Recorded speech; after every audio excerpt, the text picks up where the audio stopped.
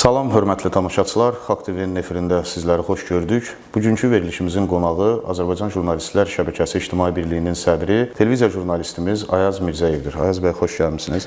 Xoş gördük, Anar müəllim. Ayaz bəy, qarşıdan mətbuatımızın 150 illiyi gəlir. Ümumiyyətlə, mənə maraqlıdır. Bu mətbuat öz 150 illiyində çəkisini, dəyərini, vacibliyini nə dərəcədə qoruyub saxlayıb? Ümumiyyətlə, Həsən bəy Zərdabi ənənələri deyirlər. Bu ifadə bugün özünü nə dərəcədə doğruldur? Mən ondan başlamaq istərdim ki, ilk olaraq çox sevinirəm ki, elə siz də, mən də 150 illiyini qeyd edən Azərbaycan milli mətbuatının bir əskərləriyik. Və hardan baxsan, baxmayaraq ki, indi yaşımız da o qədər də çox deyil, amma hardan baxsan bir 20-25 il biz həyatımızın ən cavan vaxtından belə jurnalistika ilə, media ilə çalışırıq. Bu sahədə çalışırıq və bu sahədə öz sözümüzü deməyə, fərqli yanaşma ortaya qoymağa çalışırıq. Əlbəttə, indi çoxlu müqayisələr aparılır. Bu müqayisələri 5 il əvvəl də mən görmüşəm, 10 il əvvəl də görmüşəm. Hamı soruşur ki, Həsən bəy Zərdabinin əkincisi ilə bağlı insanlara aşıladığı ideyalar indi nə dərəcədə, necə deyərlər, qorunur və ya bilirsiniz necədir? Dövr dəyişir, dövr dəyişir. Amma bəzi ənənələr var ki, onların mahiyyəti dəyişmir. Çünki Həsən bəy Zərdabinin əkinçi ilə bir məqsədi var idi, cəmiyyəti maarifləndirmək. İndi cəmiyyəti maarifləndirməyin əslində çoxlu növləri ortaya çıxıb. Onda sadəcə qəzet idisə, indi sosial şəbəkədir, indi televiziyadır, indi radiodur, indi qəzetdir, indi onlayn saytlardır. Hətta fərdi olaraq blogerlər belə, müxtəlif peşələrə olan blogerlər belə öz yazıları ilə öz izləyicilərini maarifləndirməyə, hansısa bir kitabı, hansısa bir məsələni araşdırmağa sövq eləyirlər. Deməli, bu nə deməkdir? Bu deməkdir ki, yəni pafosdan uzaq. Mən düşünürəm ki, Həsən bəy Zərdabinin ideyaları yaşayır. Onu bax, siz yaşadırsınız, onu mən yaşadıram, onu bizim həmkarlarımız media, hərəsi bir formada yaşadır. Niyə görə? Çünki bizim məqsədimiz bir media nümayəndəsi olaraq xalqı maarifləndirməkdir. Əgər bizim məqsədimiz budursa, deməli Həsən bəy Zərdabinin o, necə deyərlər, qarşıya qoyduğu istək, məqsədin ruhu da yaşayır. Mən belə düşünürəm. Kimsə fərqli düşünə bilərsə. O mediada sözünüzə qüvvət, onsuz da 3 prinsip var da, yəni xəbər, əyləncə və maarif. Əlbəttə, Həsən bəyin qoyduğu irs əsasən maarif üzərində idi. Amma bugün görürük ki, o ikinci xətt daha çox dominantlıq təşkil edir, əyləncə xətti. Hətta cəmiyyətdə də bu, açığını deyim ki, ciddi narazılıqlara səbəb olur ki, o əyləncə istiqamətinə daha çox yer verilir. Bəs necə bunları balanslaşdırmaq olar? Bilirsiniz necədir? Bazara gedirsən, bazara gedəndə narın öz alıcısı var, tutaq ki, kartofun öz alıcısı var və ya hər bir məhsulun, hər bir çeşidinin öz alıcısı var. İndi mən çox, necə deyərlər, kobud formada bəlkə də başladım izah eləməyə. Amma məramım odur ki, bu xəbərin də öz alıcısı var. Bəli. Və əgər oxunursa, əgər kimsə həmin o xəbərləri yayan sayta reklam da verirsə, var. Biz bunu etiraf eləməliyik. Bu bizə nə demək istəyir? Bu sadəcə bizə müəyyən bir həyəcan təbili çalmağa, məsəl üçün, vadar eləyə bilər ki, baxın, 51-in 49-adır. Ya 75-in 25-ədir. Bax, yəni 75% əyləncə, 25% daha ciddi, daha lazımlı. Bax, bu artıq niyə görə? Çünki bu mətbuat həmişə biz deyirik, cəmiyyətin güzgüsüdür. Həmişə bizim də istəyimiz odur ki, bizim cəmiyyətimizdə daha çox intellektual, düşünən, öz xalqını, öz gənclərini, gələcəyini, evladlarının təhsilini düşünən bir cəmiyyət olsun, yəni intellektual olsun. Bütün dünya bəşər aləmini maraqlandıran mövzular bizi də maraqlandırsın. Yəni cəmiyyətimiz hər şeyə hazır olsun. Çünki biz özümüz bir, necə deyək, bir vakuumun içərisində təsəvvür eləyə bilmərik ki, biz sadəcə buradayıq, qonşularımız yoxdur, dünya yoxdur, biz elə özümüzlə yaşayıq, elə deyil. Biz bəşəriyyətin bir parçasıyıq, biz məcburuq ki, bəşəriyyəti maraqlandıran mövzuları da öyrənək. Yəni, əslində media nümayəndəsi bizə o işi daha rahat həyata keçirən, yəni ki, məsələn, sadə insanı bəşəriyyətlə əlaqəsini qurmağa necə deyirlər, Dialoqunu yaratmağı, bir bəli. vasitədir, bir linkdir, yəni də, bir linkdir. Platformadır. Bir platformadır ki, media nümayəndəsi onu araşdırır, onu necə deyirlər, bir öz necə deyirlər, öz düşüncəsi ilə nəzərdən keçirir və onu maraqlı formada artıq öz cəmiyyətinə, öz dilində təqdim edir. Yəni burada artıq cəmiyyətin sıravi insanı, hansı ki o mövzunu araşdırmağa vaxtı yoxdur, ya heç xəbəri yoxdur ondan, həmin o media nümayəndəsi vasitəsilə necə deyirlər, tanış olur ona. Yəni sözümün canı ondadır ki, biz o balansı, bax bayaq doğru dediniz, balansı qorumağı düşünməliyik. Amma bu xəbər var, bu xəbər olmasın və ya əyləncə, o əyləncə olacaq. Çünki ona tələbat var. Biz misal üçün başqa növ xəbərə, misal üçün siyasi, beynəlxalq siyasət, iqtisadiyyat, idman xəbərləri, misal üçün bəzən olur ki, elə mədəniyyət və incəsənət sahəsindəki xəbərlərə marağımız varsa, əyləncəyə də marağı olan insan var. Biz ona yox deyə bilmərik, amma tamamilə doğrudur ki, biz balansı qurmalıyıq. Balansı qurmaq üçün də əlbəttə ki, yəni bir olaraq bir fərdi məsuliyyət məsələsi var, tutaq ki, bir də inzibati resurslar var da. İndi şükürlər olsun ki, biz indi hal-hazırda demokratik bir ölkədəyik. Bizdə inzibati resurslardan danışmaq, senzura yoxdur. Yəni bir sayta kimsə nəsə deyə bilməsi, yox, əyləncəni vermə. Amma o saytın sahibi olan şəxs, əgər o öz millətini, öz necə deyərlər, millətinin, xalqının gələcəyini düşünürsə, o bu barədə düşünməlidir, o balansı qorumalıdır. Bəli, o buna görə bəzən müəyyən qədər vəsait də itirə bilər. Məsəl üçün, ona tutaq ki, müəyyən bir məbləğdə sırf əyləncə yayımlamaq ya da yazmaq üçün vəsait nəzərdə tutulursa, kimsə verirsə, o bunun müəyyən hissəsini itirə bilər, deyə bilər ki, hə, mən tam əyləncə deyil məndə ciddi xəbər də var, əyləncə də var. Yəni, özünü, fərdi məsuliyyət məsələsidir. Sözünüzə qüvvət, doğru qeyd edərsiniz ki, yəni IP xatirinə o qırmızı cizgiləri bir növ tapdalamaq olmaz. Yəni, o da bir növ həmən xəbər portalının rəhbərinin biraz daha sərt ifadə ediləsəm, vicdanından asılı olan bir məsələdir. Ayaz bəy, rəqəmsal media bugün, hələ bu mövzunun ardınca elə istiqamət ora doğru gedir. Rəqəmsal media çox bugün aktual mövqedədir, amma klassik mətbuat xeyli zəifləyib. Yəni, amma media mətbuat deyəndə öncə klassik mətbuat göz önündə canlanır. Necə edə bilərik ki, klassik mətbuat öz dəyərini, vacibliyini heç olmasa az da olsa, qismən də olsa saxlasın? Çox maraqlı bir ifadə var idi. Bir dostlarımdan biri işlətmişdi. Düz başqa mövzudaydı, amma elə bu mövzuya da uyğun deyir. Əgər çay öz macərasını dəyişibsə, buna baxmayaraq çayda su axırsa, deməli həyat davam edir. Yəni, macərasını dəyişə bilər çay. Bu normal bir şeydir. İllər keçir, müxtəlif hadisələr olur. Amma əgər orada su varsa, deməli, həyat da var. Və klassik mətbuatla rəqəmsallaşmış artıq mətbuatın biz çox fərqlər deyə bilərik, biz çox müqayisələr eləyə bilərik. Amma mən həmişə bu iki dənə, necə deyərlər, platformanın bir-birlə dostlaşmasının tərəfindəyim. Klassik mətbuat mütləq gərək rəqəmsallaşma ilə dostlaşsın və başqa çıxış yolu yoxdur. Niyə görə deyirəm? Misal üçün, bəzən çox maraqlı bir yanaşmadır da, deyirlər ki, kağız saralır, amma söz ki, saralmır.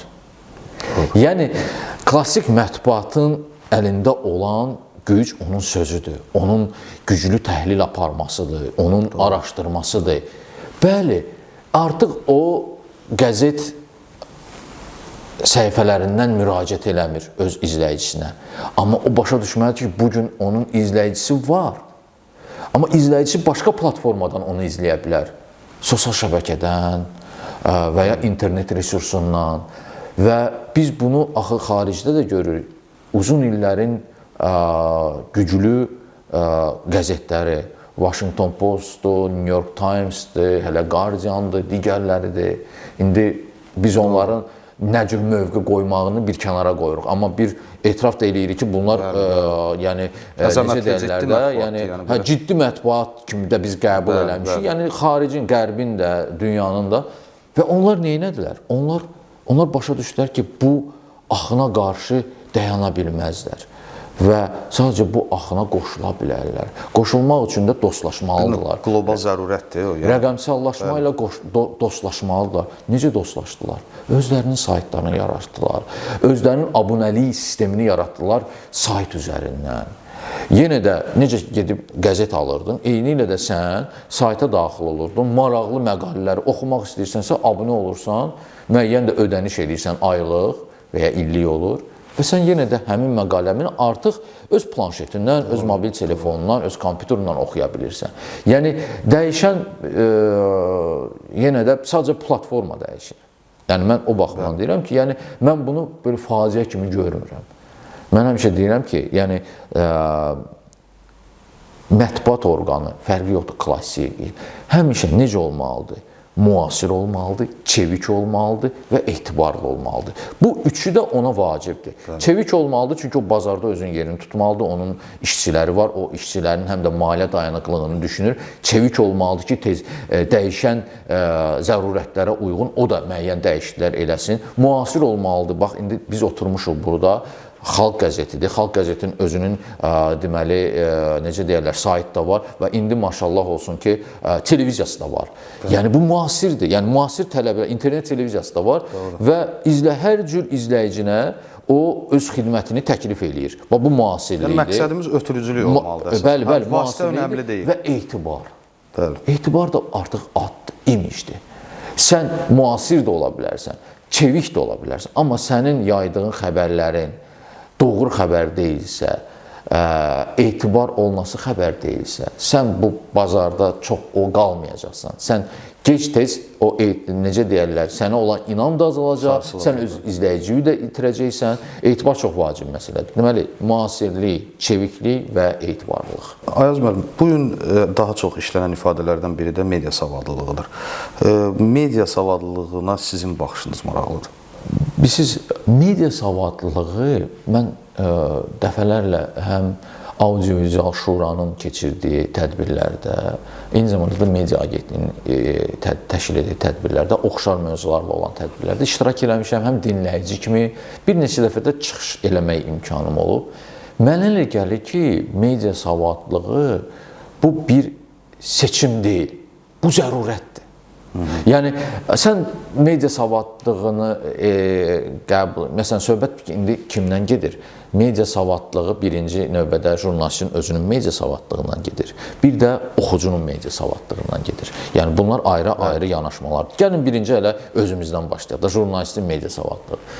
Jurnalist dəyişən dövrdə mütləq şəkildə, necə deyərlər, o çağırışları izləməlidir. Çağırış nədir?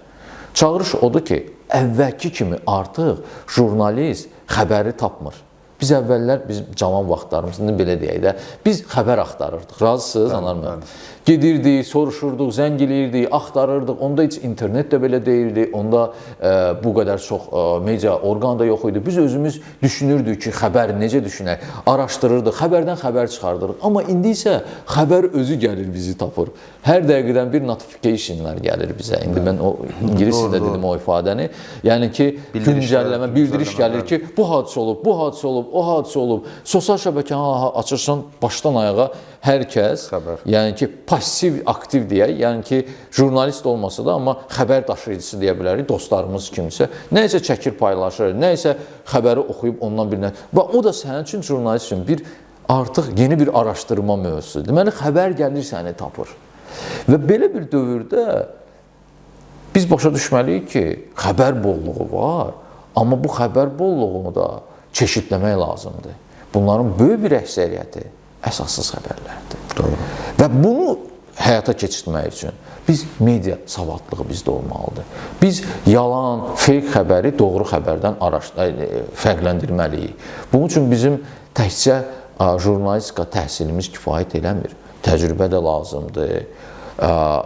fərqli mütaliələr də, yeni təcrübələri də öyrənmək lazımdır. Xarici təcrübəni də öyrənmək lazımdır. Təlimlər keçirilir. Təlimlərdə gedib iştirak etmək lazımdır. Yəni təkcə bizim belə sadə ibtidai jurnalistika təhsilimiz bu işdə bizə kömək edir. Yəni media savadlılığı deyəndə mən bunu başa düşürəm ki, jurnalist hər gün öz üzərində işləməlidir, mütaliə eləməlidir, bir neçə dil bilməlidir və və xarici media orqanlarını izləməlidir, onların yanaşmasını görməlidir, onların necə çeşidlənməsini görməlidir və özü də öz işini onu tətbiq eləməlidir. Bax, media savadlılığı budur. Media savadlılığı həm jurnalist baxımından, jurnalist. Amma izləyici baxımından media savadlılığı burada bir başqa bir aləmdir. Mən indi məsələn özüm bir izləyici kimi deyim ki, əlbəttə məndə bir jurnalistika təcrübəsi var. Mənə çox rahat gəlir xəbəri doğru və ya yanlış olduğunu müəyyən eləmək.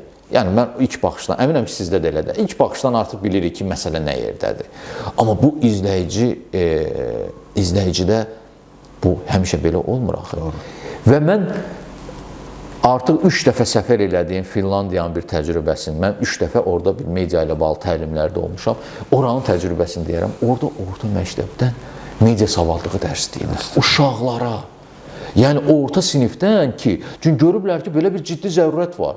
Fake xəbərlər doludur. Necə deyirlər, elə yağışdan sonra göbələk kimi bir xəbər paylaşılır. Sonra məlum olur ki, bu ümumiyyətlə heç bir əsassız bir xəbərdir. Ona görə də orta məktəbdən biz media savadlığı dərsini keçirək, dərs kimi. Və ona görə də Finlandiya indi yalan məlumata yayıldığı və ya nə bilim fake xəbərlərin yayıldığı ölkələrin də bir necə deyirlər, bir sıralanması var da, beynəlxalq belə bir sıralanma mən görmüşəm, tanış olmuşam. Orada yəni necə deyim ki, ən az yayılma olan ölkələrdən biridir ki, orada fake xəbərlər demək olar çox az yayılır. Yəni bunun da səbəbləri nədir? İnsanlar məlumatlıdır, media savadlığı var və artıq və onlar inanmırlar və o fake xəbəri yayanlar da artıq yəni necə deyirlər, artıq öz istəklərinə nail ola bilmirlər. Bax belə deyə düşünərdim. Amma Əzməm, siz bizi qeyd elədiniz, indi öz təcrübənizi, hətta təşəkkür edirəm, mənə də qeyd elədiniz. Amma mən baxıram ki, bəzən jurnalist, özünə jurnalistim deyən, bu sahədə çalışanların özünün də media savadlılığına ehtiyacı var. Yox, əlbəttə ki, siz necədir? Bu sahədə, bax, əziz dostum, Anar, Konfutsiyin bir dənə sözü var. Deyir ki, sən əgər bir koridorla gedirsən və bir otağa daxil oldunsa, daxil olduğun otaqdakılardan ən savadlısı, ən məlumatlısı sənsənsə, deməli sən səhv otağa daxil olmursan. Bunu elə belə demir, bunu Konfutsi deyir. Nə məqsədlə deyir? Deyir, sən həmişə özündən daha savadlı olan, daha məlumatlı olan insanların olduğu otağı axtarmalısan. Yəni, jurnalist də odur. Jurnalist, yəni cəmiyyətin bir üzvü olaraq jurnalist də həmişə özündən daha savadlı, daha məlumatlı insanların yanına can atmalıdır, onlarla ünsiyyətdə olmağa çalışır, öz həmkarları ilə. Mənəm-mənəmlik bu işdə ən böyük təhlükədir, ən böyük faciədir. Yəni, jurnalist mənəm-mənəm demə. Jurnalist daim mütaliə eləməlidir, biraz da necə deyər, sadəlik olmalıdır, təvazökar olmalıdır və o savadı, düşüncəsi, biliyi, təcrübəsi ona əslində diktə edir ki, sən sadəlik ol. Və elə olan halda onun hörməti də çox olacaq. Biz özümüz çox görmüşük. Müdrik olmalıdır bir söz. Yəni biz necədir? Axtarmalıdır ki, o həmişə ondan daha çox bilən insanlarla ünsiyyətdə olsun ki, onlardan nəsə öyrənsin. Axtarmamalıdır ki, mən elə bir yerə gedim ki, hamıdan daha çox mən bilim və onlar məndən asılı olsun, həm bilikcə, həm yox. Yəni, sadə izahı budur. Yəni, siz dediniz, mənim düşüncəmə görə cavab budur. Doğrudur, Əziz müəllim. Sonda bir sual vermək istəyirəm. Beləliklə, yeniləşən və dəyişən meyarlar fonunda jurnalistikamız 4-cü hakimiyyət statusuna adekvatdırmı? Vaxt var idi. Mən bu bir məşhur bir qəzet müxbiridir. Ona da belə bir sual vermişdilər. Bu sizin sual kimi yox, biraz başqa cür, medianın gücü ilə bağlı sual vermişdilər. O demişdi ki, 60-cı illərdə istənilən bir qəzetin səhifəsi ilə və ya istənilən bir qəzetdən dünyaya açılan pəncərəni bağlamaq olardı. Yəni, onun dediyinin mahiyyəti nə idi? Yəni, sən dünyaya baxmaq istəyirsən, elə qabağında bir dənə qəzet qoyula, sən ancaq o qəzetə baxırsan, orada nə yazılıbsa o həqiqətdir. Elə deyil. Dövran dəyişir. Mətbuat çoxdur, media çoxdur, amma eyni zamanda samballı medialarımız da var. Biz sadalaya da bilərik. Yəni və mən misal üçün demək istərdim ki, media həm də rəy formalaşdırır. Media gücü var və bunu hamı etiraf edir. Və belə pis çıxmasın, biz özümüz də media sahəsini seçəndə o güc, o hörmət ki, bu media sahəsində var, o da bizi cəlb eləmişdi ki, biz bu sənəti, bu peşəni seçdik. Ki, yəni, burada əgər sən həqiqətən də biliklə, savadla nümunə göstərə bilsən, sənin də, necə deyərlər, hörmətin olacaq, sənə də insanların bir marağı olacaq, etimadı olacaq və media sahəsində çalışan adam professorla professor dilində danışır, cərrahla cərrah dilində danışır, maşın düzəldənlə maşın düzəldən dilində danışır, fəhlə ilə fəhlə. Yəni, həm psixoloq olur, həm fəlsəfədən başı çıxır, həm sosioloq olur, həm iqtisadi biliyi olur, həm siyasəti bilir, biraz da diplomatiyası olur. Misal üçün, biz çox vaxt kiminləsə müsahibəyə gedəndə onun əvvəlki müsahibələrini araşdırırıq, ümumiyyətlə onun jurnalistlərlə münasibətini araşdırırıq və bilirik ki, biz hansı sualı birinci versək, daha uğurlu müsahibə alına bilər. Onun necə əhvalına uyğun sualların yer dəyişməsini eləyirik. Yəni, psixoloji, ən sadə psixoloji. Eyni zamanda biz insanları tanıyırıq, hansı adama hansı sual vermək lazımdır, diplomatik baxımdan, iqtisadi baxımdan. Yəni, əslində jurnalist peşəsi çox universal bir peşədir, çox universal bir peşədir. Və bu işə, bu peşəyə yaxşı yiyələnən insan gələcəkdə millət vəkili də ola bilir, gələcəkdə parlamentari də ola bilir, gələcəkdə, necə deyim, hansısa bir dövlət qurumunun rəhbər şəxsi də ola bilir. Yəni, niyə görə? Çünki onda universal bilik yaranıb. Və indiki halda biz nəyə gəlib çıxırıq ki, media, jurnalistika gücdür, ya deyil, əlbəttə gücdür. Əlbəttə, dünyada media ilə hesablaşırlar. Və hesablaşmaqla bərabər eyni zamanda da bir hörmət də var jurnalistika. Çünki insanlar başa düşürlər ki, jurnalistika bizim gələcəyimizdir. Bizim cəmiyyətimizə, necə deyərlər, saflaşmasıdır. Yəni, təsəvvür edin, media olmayan bir cəmiyyətdə o cəmiyyət necə inkişaf edə bilər? Hansı ki, xırda da olsa, kiçik də olsa, problemlər, hansısa nüanslar, uyğunsuzluqlar, ya da ki, anlaşılmazlıqlar orada media vasitəsilə müzakirə olunmur. O cəmiyyət necə ola bilər? Bəli, o cəmiyyət degradasiyaya uğrayar. O cəmiyyət zəifləyər. Və mən ona görə deyirəm ki, hansı dövlətin mediası da güclüdürsə, deməli o dövlət də güclüdür. Yəni, bu mövzunu mənə elə gəlir ki, elə mən bununla cavablam. Hansı ölkənin ki, mediası da güclüdürsə, deməli o dövlət də güclüdür. Təşəkkür edirəm. Çox sağ ol, çox sağ ol. Gözəl, dəyərli fikirlərinizə görə belə, hörmətli tamaşaçılar, nəzərinizə çatdırım ki, bugünkü verilişimizin qonağı Azərbaycan Jurnalistlər Şəbəkəsi İctimai Birliyinin sədri, televiziya jurnalistimiz Ayaz Mirzəyev idi. Sağ olun, gələn görüşlərədək. Sağ olun.